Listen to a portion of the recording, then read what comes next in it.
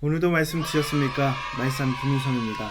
오늘은 요한일서 3장 11절부터 24절까지 말씀을 가지고 함께 은혜를 나누겠습니다. 우리가 새해가 되면 많은 것들을 다짐을 합니다. 금연을 하거나 금주를 하거나 아니면 다이어트를 내가 열심히 해봐야겠다. 혹은 내가 올해부터는 정말 공부를 열심히 해봐야지. 이런 새해의 다짐들을 가지고 시작을 합니다. 자신에게 있어서 좋지 않은 것을 절제하고 좋지 않은 것을 끊어내고 그리고 새로운 목표를 세워서 그 목표를 성취하기 위한 결단과 계획을 세웁니다. 자신에게 있어서 좋은 것이 무엇인가, 자신에게 있어서 끊어내야 될 것, 안 좋은 것이 무엇인가 모르는 사람은 거의 없을 겁니다. 그런데 이 새해의 다짐을 얼마나 많은 분들이 이루고 계실까요? 새해의 이제 5번째 날입니다. 1월 5일인데 아마 많은 사람들이 자신이 결단하고 계획한 대로 성취하는 삶을 살았다면 아마 이 작심삼일이란 말은 아예 쓰지를 않았을 겁니다.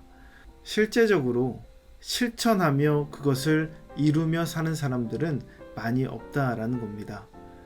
여러분은 지금 새해를 어떻게 보내고 계십니까? 16절 말씀을 한번 보겠습니다. 16절에 보니까 그가 우리를 위하여 목숨을 버리셨으니 우리가 이로써 사랑을 알고, 이렇게 되어 있습니다. 우리는 예수님을 통해서 그 사랑을 알았습니다. 받았습니다. 깨달았습니다. 예수님이 어떠한 삶을 사셨는지 우리는 이미 잘 알고 있어요.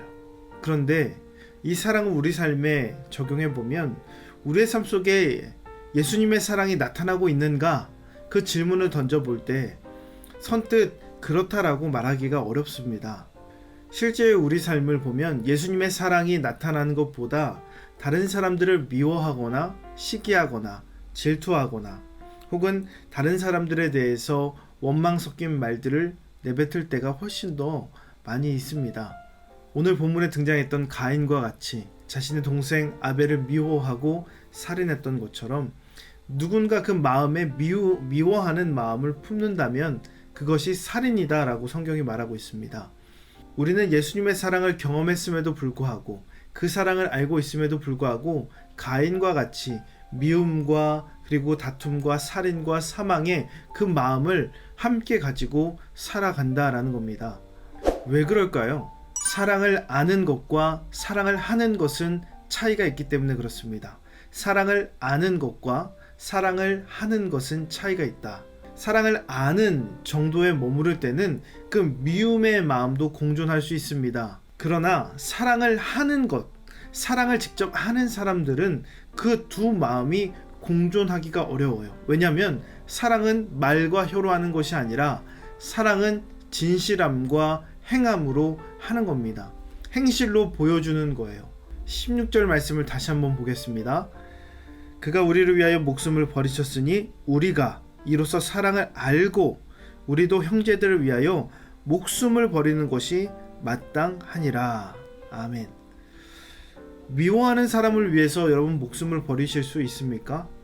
미워하는 사람을 위해서는 목숨을 버릴 수 없습니다.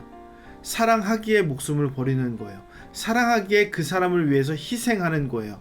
사랑하기에 그 사람을 위해서 헌신하는 겁니다. 미워하는 사람을 위해서는 우리는 희생하지 못해요. 그러므로 사랑을 한다라는 것은 두 마음이 공존할 수 없는 상태를 말하는 겁니다. 사랑하는 마음과 미움, 사망, 살인, 이런 마음들이 공존할 수 없는 그 상태, 그것이 바로 사랑을 하는 자의 상태라는 겁니다. 도와줄 능력이 있음에도 불구하고 도와주지 않는 것은 사랑이 아닙니다. 사랑을 하면 도와주게 되어 있습니다. 왜냐하면 행함과 진실함으로 하는 것이기 때문에 그렇습니다. 말과 혀로만 하지 마십시오. 말과 혀는 쉽게 바꿀 수 있습니다. 쉽게 내뱉을 수 있습니다. 말과 혀로 머무는 것은 사랑이 아닙니다. 말과 혀로 머무는 것은 사랑을 아는 것이지 사랑을 하는 것이 아닙니다. 여러분은 어떠십니까? 여러분이 미워하는 사람들, 여러분에게 불편한 사람들을 여러분은 어떻게 대하고 계십니까? 사랑하고 있습니까? 사실 내가 어떠한 공동체에 있을 때 누군가 그 안에는 꼭 맞지 않는 사람이 있게 마련입니다. 그 사람을 예수님의 사랑으로 사랑해 줘야 되는데 쉽지가 않죠. 여러분의 직장 생활에서 직장 상사, 그리고 동료, 사랑하기가 아마 쉽지 않을 겁니다.